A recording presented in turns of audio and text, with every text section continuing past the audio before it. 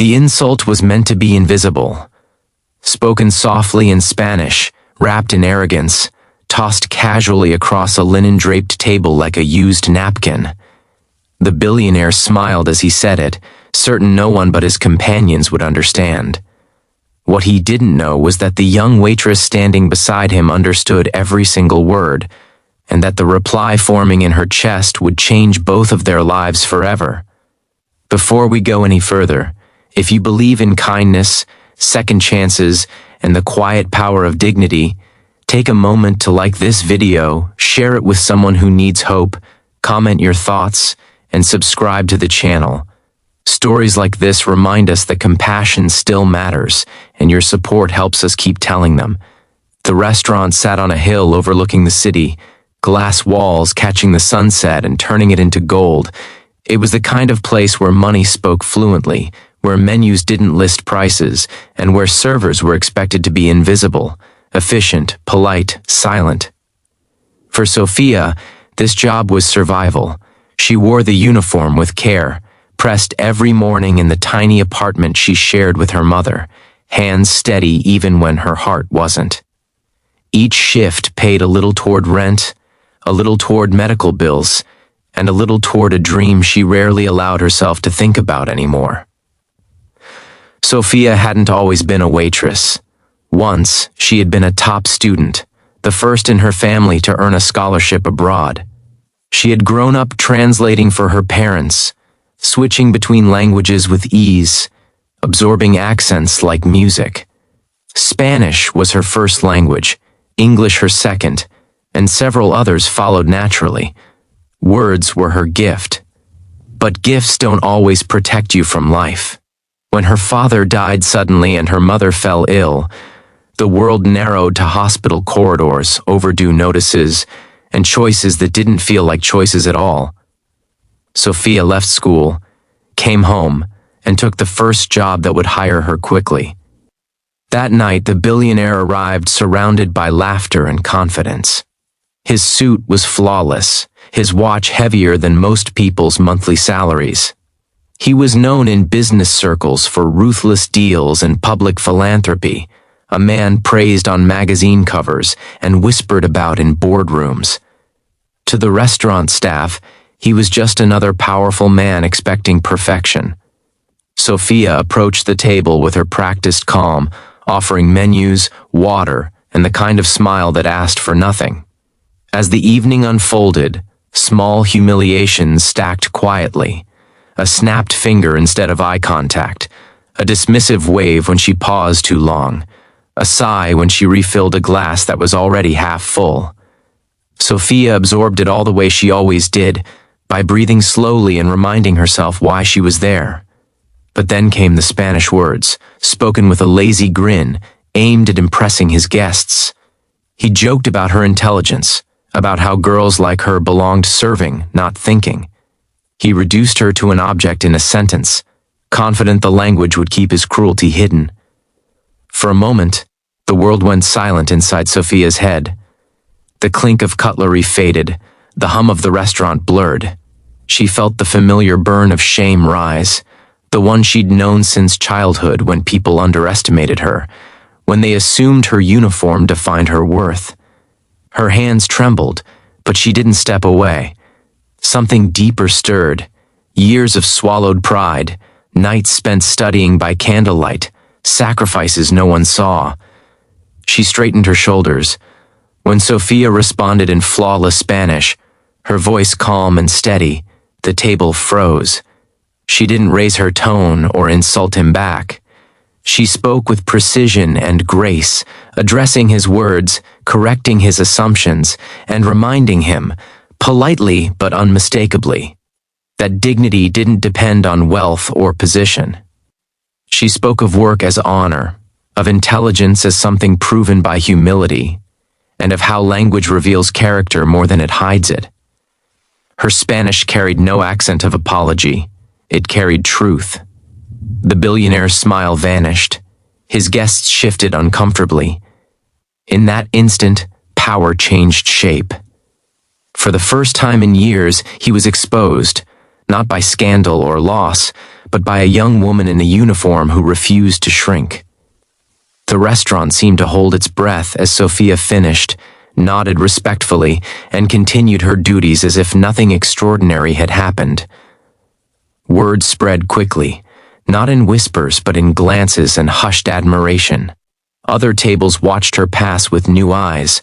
The manager, who had seen too many customers mistreat staff to intervene anymore, stood stunned.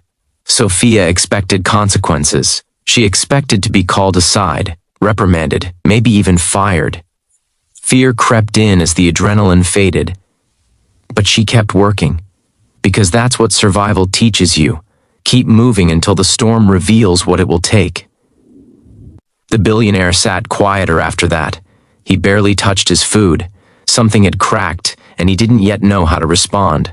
For a man used to control, the loss of it felt unfamiliar and uncomfortable. When the bill came, he paid without comment, stood, and paused as Sophia cleared the table. He looked at her not as a servant, but as a person he had misjudged.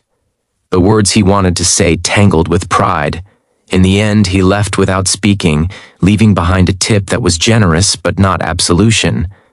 That night, Sophia cried in the bus ride home, not from shame but release.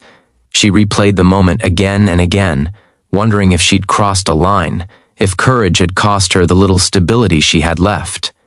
Her mother noticed her swollen eyes and held her hand, reminding her softly that self-respect was never a mistake. Sophia slept deeply for the first time in weeks, unaware that the ripple she created was still moving. Days passed.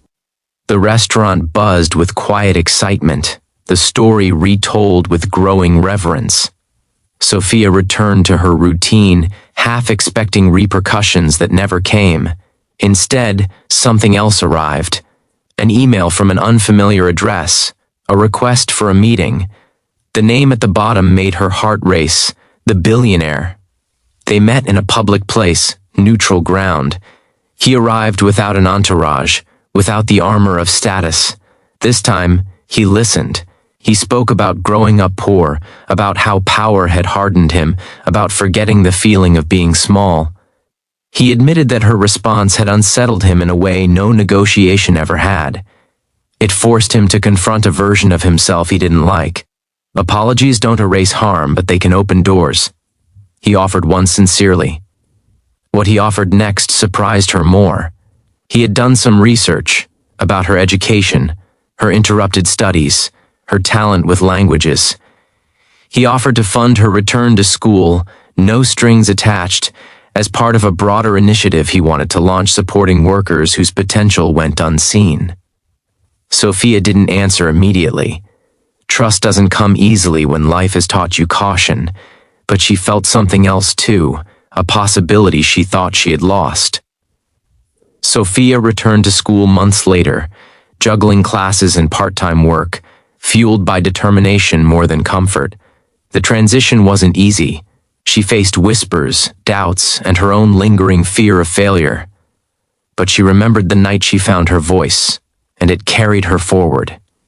She studied harder than ever, not to prove anything to anyone else, but to honor herself.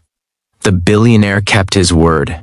The initiative grew, spotlighting stories like Sophia's, not as charity, but as recognition. He didn't become perfect overnight. Change rarely works that way. But he became more attentive, more deliberate, more human. In boardrooms and interviews, he spoke about the waitress who taught him the cost of careless words. He never named her without permission. Respect had finally replaced entitlement. Years later, Sophia stood on a different kind of stage, addressing an audience of students and workers. She spoke about language as power, about how understanding others can dismantle invisible walls. She spoke about dignity, about moments that define us not by what we endure, but by how we respond. Somewhere in the crowd, her mother watched with tears of pride. If this story is touching your heart right now, if it's reminding you of your own quiet battles or moments when you wished you'd spoken up, please take a second to like this video, share it, and subscribe. Your engagement helps these stories reach people who need them, just like Sophia once did. And before we reach the end, we have one special request for you. Comment below with a single word that represents what this story made you feel: hope, courage, justice, or something else entirely. Your words matter more than you know. The insult that was meant to belittle became the spark that revealed truth. A waitress was never just a waitress. A billionaire was never just untouchable. In that brief exchange, hidden behind a foreign language, both were stripped down to their humanity. One chose courage, the other chose to listen. And in that choice, something rare happened. Respect was born where arrogance once lived, and a quiet act of self-worth echoed louder than any insult ever could.